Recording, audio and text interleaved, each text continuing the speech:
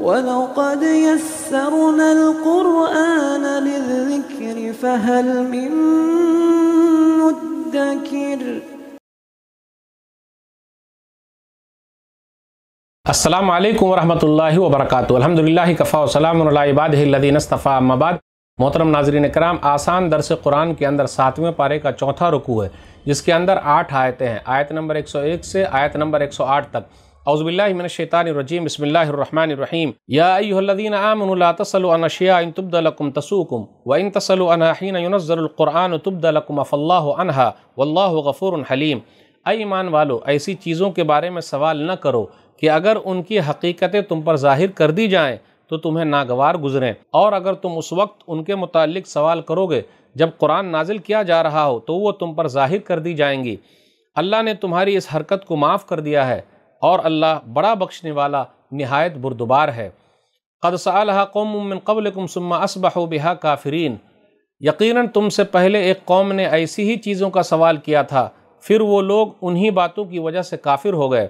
ما جعل اللہ من بحیرۃ ولا سائبۃ ولا وصیلۃ ولا حام ولکن الذین کفروا یفترون علی اللہ الکذب واکثرهم لا یعقلون۔ اللہ نے کسی کو نہ بحیرہ بنایا، نہ سائبہ، نہ وسیلہ اور نہ حام، لیکن کافر لوگ اللہ پر جھوٹ باندھتے ہیں اور ان کے اکثر لوگ عقل نہیں رکھتے۔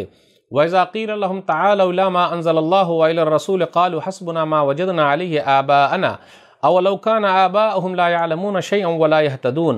اور جب ان سے کہا جاتا ہے کہ اس چیز کی طرف آ جاؤ جو اللہ نے نازل کی ہے اور رسول کی طرف آؤ، تو کہتے ہیں کہ ہمیں تو بس وہی طریقہ کافی ہے جس پر ہم نے اپنے باپ دادا کو پایا ہے۔ کیا اگرچہ ان کے باپ دادا کچھ نہ جانتے ہوں اور ہدایت یافتہ بھی نہ ہوں، تب بھی وہ انہی کے پیچھے چلیں گے؟ یا ایھا الذین آمنوا علیکم انفسکم لا یضرکم من ضل اذا اہتدیتم الی اللہ مرجعکم جمیعا فینبئکم بما کنتم تعملون۔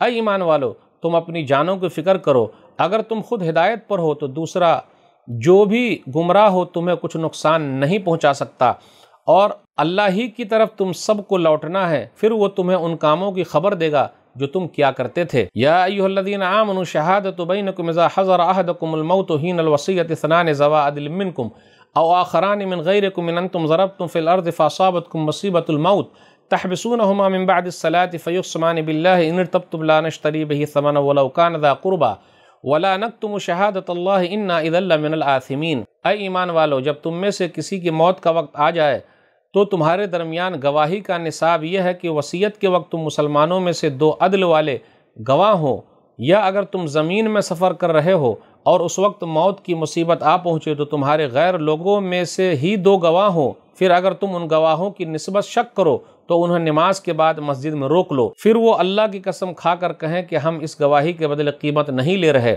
اور خواہ کوئی ہمارا قریبی رشتہ داری ہو ہم اس کی بھی رعایت کرنے والے نہیں، اور نہ ہم اللہ کی گواہی چھپاتے ہیں۔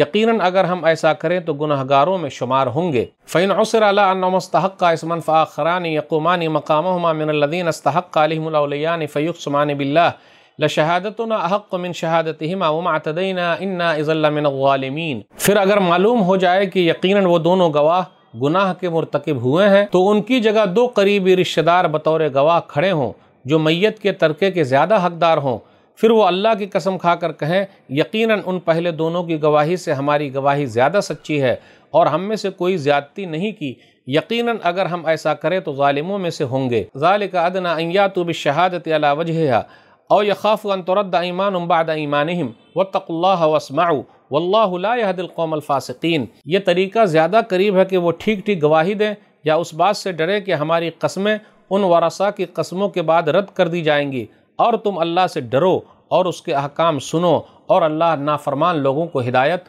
نہیں دیتا۔ ناظرین کرام، آسان درس قرآن کے اندر آج 7ویں پارے کا چوتھا رکوع ہے، جس کے اندر سورہ مائدہ سورہ نمبر 5 کی 8 آیتیں ہیں، آیت نمبر 101 سے آیت نمبر 108 تک۔ آیت نمبر 102 اور 103 پر غور کریں۔ بے فائدہ سوال کرنے کی ممانعت ہے، بیجا سوال کرنے سے روکا جا رہا ہے۔ آج کل دیکھ لیجئے لوگ کیا کرتے ہیں، فالتو کا سوال پوچھتے ہیں، بال کی کھال نکالتے ہیں، کچھ لوگ آزمانے کے لیے سوال کرتے ہیں، جبکہ وہ جانتے ہیں کئی مولانا سے پوچھتے ہیں تاکہ پتہ چلے کون کتنے پانی میں ہیں۔ تو بیجا سوال کرنا ہلاکت کو دعوت دینا ہے۔ صحیح مسلم کتاب الحج کتاب نمبر 15 حدیث نمبر 1337 نبی صلی اللہ علیہ وسلم نے فرمایا ذرونی ما ترکتم فإنما اہلک من کان قبلکم بکثرت سوالہم واختلافہم علی انبیائہم۔ مجھے اس وقت تک چھوڑے رکھو جب تک میں نے تمہیں چھوڑ رکھا ہے۔ دیکھو تم سے پہلے والی قومیں زیادہ سوال کرنے کی وجہ سے اور نبیوں سے اختلاف کی وجہ سے ہلاک ہو گئی، برباد ہو گئی۔ آیت نمبر 103 اور 104 پہ غور کیجئے۔ یہ بیان کیا جا رہا ہے کہ لوگوں نے اپنی طرف سے کچھ چیزوں کو حرام کر لیا جبکہ اللہ تعالیٰ نے حلال قرار دیا، جیسے بحیرہ ہے، سائبہ ہے، وسیلہ ہے، حام ہے۔ یہ جانوروں کی قسم ہے۔ بحیرہ اس جانور کو کہتے ہیں جس کا دودھ دوہنا چھوڑ دیا گیا ہو اور غیر اللہ کے نام پر اس کو وقف کر دیا گیا ہو، اب کوئی اس کا دودھ نہیں دوہے گا، چاہے وہ اونٹ ہو، بکری ہو، گائے ہو، بھینس ہو، کچھ بھی ہو۔ سائبہ وہ آزاد جانور چھوڑ دیا جائے کہ اب کوئی اس کے اوپر سواری نہیں کرے گا۔ پھر اسی طرح وسیلہ وہ جانور ہے جس سے لگاتار 2 فیمیل بچے پیدا ہوں اور اس کو ایک بھی میل بچہ پیدا نہ ہوا ہو، تو ایسے جانور کو بھی غیر اللہ کے لیے وقف کر دیا جائے۔ تو یہ لوگوں نے اپنی طرف سے چھوڑ رکھا ہے، وقف کر دیا ہے۔ حام وہ نر جانور، میل جانور جس کی نسل سے کئی بچے پیدا ہوں، تو اب ایسے جانور کو بھی چھوڑ دیا گیا ہے، وہ غیر اللہ کے لیے وقف ہے۔ آپ دیکھ لیجئے اپنے گلی کوچے کے اندر بھی بہت سارے جانور ایسے گھومتے رہتے ہیں۔ بھئی اللہ نے حلال قرار دیا ہے، تو اگر ہم نے خود نے اپنی طرف سے حرام کر لیا ہے تو اب کون کہے، کوئی کچھ بول نہیں سکتا، اللہ نے لیکن حلال قرار دیا ہے۔ پھر آگے یہ بیان کیا جا رہا ہے کہ جب لوگوں سے یہ کہا جاتا ہے کہ آؤ اللہ اس کے رسول کی بات مانو، تو لوگ کیا کہتے ہیں؟ جب کوئی دلیل نہیں، ہم نے اپنے باپ دادا کو ایسے ہی پایا ہے۔ آج بھی لوگوں سے جب بحث کیجئے، جب دلیل نہیں ان کے پاس، پروف نہیں ان کے پاس، تو جھگڑتے رہتے ہیں، گالی دیتے رہتے ہیں، وہ بولے باپ دادا کرتے آ رہے غلط ہے کیا؟ اللہ کہتے ہیں باپ دادے کو عقل نہیں تو کیا تمہیں بھی عقل نہیں ہے؟ باپ دادا پہلے دھوتی پہنتے تھے، کمپیوٹر نہیں چلاتے تھے، اسمارٹ فون استعمال نہیں کرتے تھے، آج ہم اور آپ کر رہے ہیں۔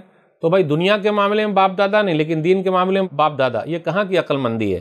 پھر آگے یہ بیان کیا جا رہا ہے اصلاح نفس ضروری ہے، صرف اپنی اصلاح کافی نہیں ہے بلکہ دوسروں کی اصلاح کی بھی فکر کرنی ہے۔ جیسے یا ایھا الذین آمنوا علیکم انفسکم لا یضرکم من ضل اذا اہتدیتم، اس آیت کا صحیح مفہوم یہ ہے کہ جب ہم اور آپ اپنے سامنے برائی دیکھیں تو خاموش نہ بیٹھے رہیں۔ کچھ لوگ یہ بولتے ہیں بھائی اپنی دیکھو خاموش بیٹھے رہو، نہیں، کیونکہ حدیث کے اندر آیا سنن نبی داؤد کتاب الملاحم حدیث نمبر 4338، ان الناس اذا رأوا الظالم فلم یأخذوا علی یدیہ اوشک ان یعمہم اللہ بعقاب، کہ اگر لوگ ظالم آدمی کا ہاتھ نہیں پکڑیں گے تو اللہ تعالیٰ کیا کرے گا؟ عذاب لائے گا اور سب کو اس میں مبتلا کر دے گا۔ تو اس سے یہ پتہ چلا جب سماج کے اندر برائی ہو تو ہمیں اور آپ کو اس کے خلاف آواز اٹھانی ہے۔ ہاں اپنی اصلاح کی فکر کرنی ہے، ہم صحیح رہیں، درست رہیں، صحیح کام کرتے رہیں، برائیوں سے رکے رہیں، لیکن سماج کو بھی صحیح کرنے کی کوشش کریں، صرف اپنے حد تک اصلاح کو نہ رکھیں۔ اللہ سے دعا ہے کہ اللہ تعالی ہم لوگوں کو قرآن و حدیث کو سمجھنے کی توفیق دے، کتاب و سنت پر چلنے کی توفیق دے، قرآن کے پیغام کو عام کرنے کی توفیق دے، آمین۔ والسلام علیکم ورحمۃ اللہ وبرکاتہ۔